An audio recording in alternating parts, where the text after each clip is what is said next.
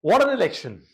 This Haryana election will be remembered for a very, very long time. If I was to draw a list of maybe some famous elections in India, to my mind, the infamous election of Jharkhand in 2005, when there was a bunch of independents who were being claimed as their independents, both by the Congress and the BJP.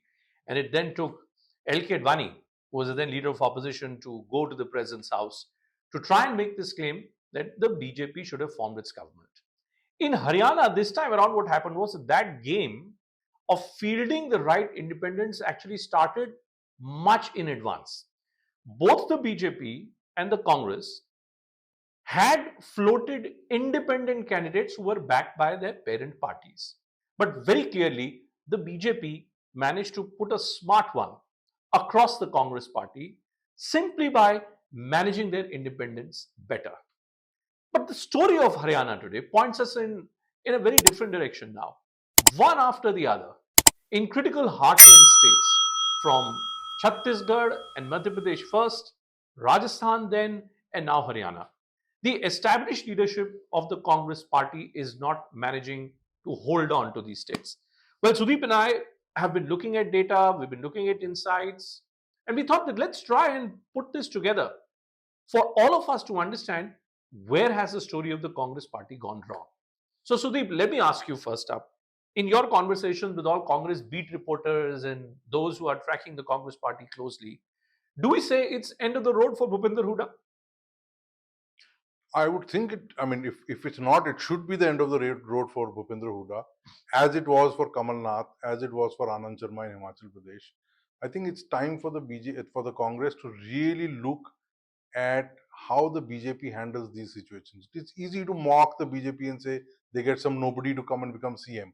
But look what that, when Saini became CM, everybody said, he's actually Khatta's driver, and they've made him CM. But he's come back to power. And he's come back to power. Apart from Modi, it's also his face and his reputation on the line. What is of interest to us, Sudeep? And if you go on the Squirrels timeline on Twitter and on Instagram and on Facebook, a lot of people are asking us this question, that the established old guard of the Congress in state after state is now struggling. Look at Kamal Nath. He's out of business because of Kamal Nath's fight with Jyotirudit Scindia. Jyotirudit Scindia ends up going to the BJP. He's now a cabinet minister there. Look at Chhattisgarh. Bhupesh Baghel versus T.S. Singh. Their battle could never be settled, and we don't know who the next leader for the Congress in Chhattisgarh is. Is it Mr. Baghel?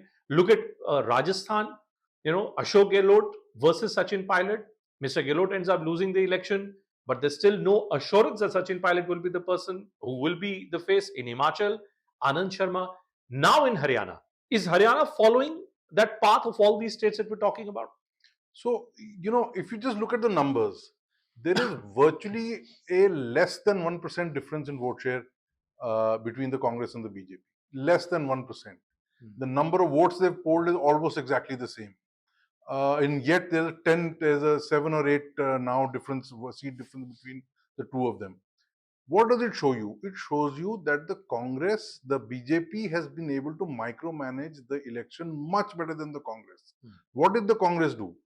What was Hooda's big complaint? Hooda's big complaint, Hooda at 2019 had said publicly in a rally that I will be the CM whether I'm with the Congress or not. He had made a threat of that level. Hooda's big complaint was, you don't give me a free hand. He was given a free hand.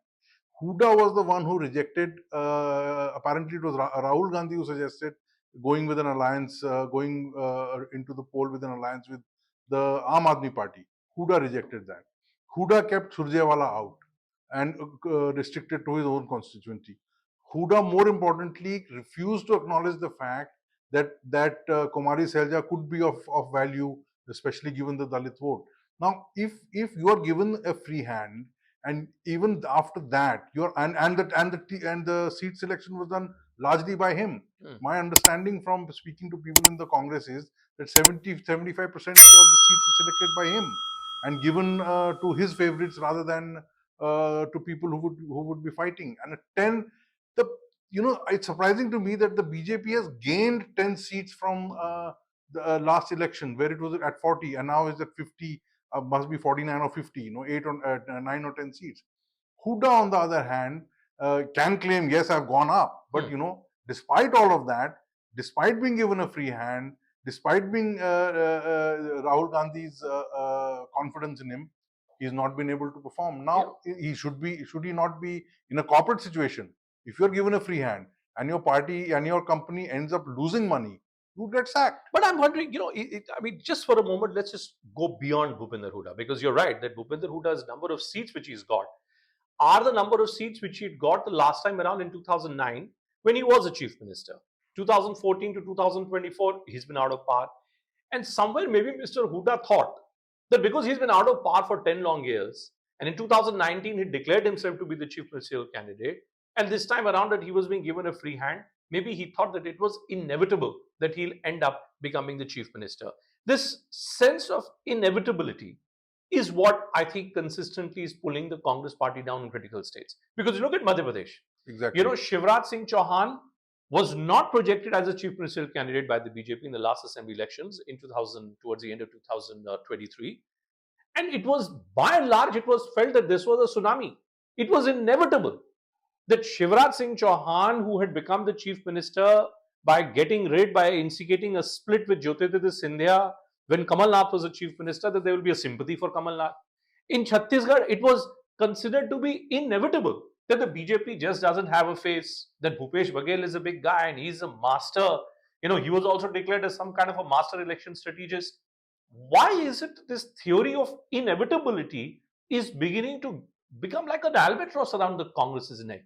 Is this theory of inevitability hurting the Congress party today? It's exactly, if you look at Madhya Pradesh, you spoke about Kamal Nath. It is exactly like the situation that Bhupinder Singh Hooda is in today.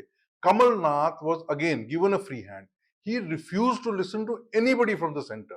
He says, I will decide. Okay. And, and at that time, it's not, and Congress didn't even have the win or the success, relative success for 2024 general elections behind them at that time. Congress gave in and they said, okay, you do what you need to do. And look what happened to Kamal Nath. In Rajasthan, Gehlot was known as the Jadugar, right? He said that he can do magic. And what did they do? They ended up, he just spent most of his energy fighting Sachin Pilot and trying to keep him down, and again giving seats to his favorite. In Chhattisgarh, TS, and it's so apparent, TS Singh Deo and Bhupesh Baghel were battling it out. TS Singh Deo had kind of made his peace. It appeared he had made his peace. And where did the Congress do the worst? In the tribal areas, where TS Singh Deo could have actually helped them. So obviously, it's, these so-called regional satraps that we talk about in the Congress are unable to perform and deliver results. So it is clearly for the Congress to figure out what it wants to do with them now and who their second rung of leadership is. It's not that it doesn't exist; it does. But the question is, will somebody tell these old guys to say, like it was said in the New Zealand Parliament, "Okay, Boomer, it's time for you to sit down." That's where I think the story seems to be getting completely out of control for the Congress party. In UP, in Bihar, in the other two big states, there is no leadership of the Congress party. Now here, when Rahul Gandhi was hoping to continue with the momentum that he had seemingly generated for himself in the 2024 Lok Sabha elections, what does it do to that question?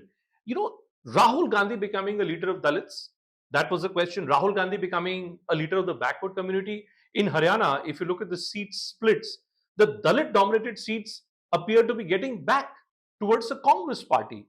Therefore, should Rahul Gandhi now again go back to the drawing board and start thinking in terms of a new narrative, or would that be too premature at this stage? I don't think Rahul Gandhi, frankly speaking, or the Congress has the ability to spin out a new narrative right now. This whole narrative of caste census, going to the Dalits, and the Dalits also responding to them, is still being formulated. At this point, if I were Rahul Gandhi, I would really look at the leadership. I'll tell you, Maharashtra is far more caste ridden and has far more caste splits than Haryana does. Who is, and the Congress did surprisingly well in the Lok Sabha elections. But who is going to be the CM face of the Congress when it comes to the elections which are coming up in the assembly in a few months' time? Who is going to be that? Who is the second rung of leadership? And forget second rung. Who is the first rung of leadership in Maharashtra for the Congress? They don't even have. That is what they need to look at. I mean, going to Dalits, well, it's fine. It would work for them. Maybe it works somewhere. Maybe it doesn't work somewhere. But the fact of the matter is, where is your leadership? That is the question to be addressed. Okay, so net then, where do we stand? Where we stand is this, that for the last 3 or 4 months, questions were being raised about Narendra Modi's inability to spin a new narrative. Narendra Modi's inability to repackage himself. Suddenly, post the Haryana Assembly elections, and the manner in which this victory has been achieved by the BJP, which many thought was an absolutely impossible ask, the shoe is once again on the other foot, on Rahul Gandhi's foot, on the Congress side's foot. What does the Congress do henceforth? The next big test is Maharashtra Assembly elections. Again, a state seemingly where the NDA alliance is on the back foot. But we've seen the Haryana, BJP was on the back foot, and look what's happened. If in Maharashtra, a similar story of a Kumari Shailja versus Bhupinder Hooda kinds of ends up unfolding between, let's say, the Shiv Sena, Uddhav Thackeray faction and the Congress party, or within the Congress party, there were many who were thinking that Congress should contest all seats on their own in the state of Maharashtra. How does the Congress now rework its strategy by the end of this year is what will determine what will happen in the next 4 years, which is supposed to be so very crucial for the future of the Congress and Rahul Gandhi.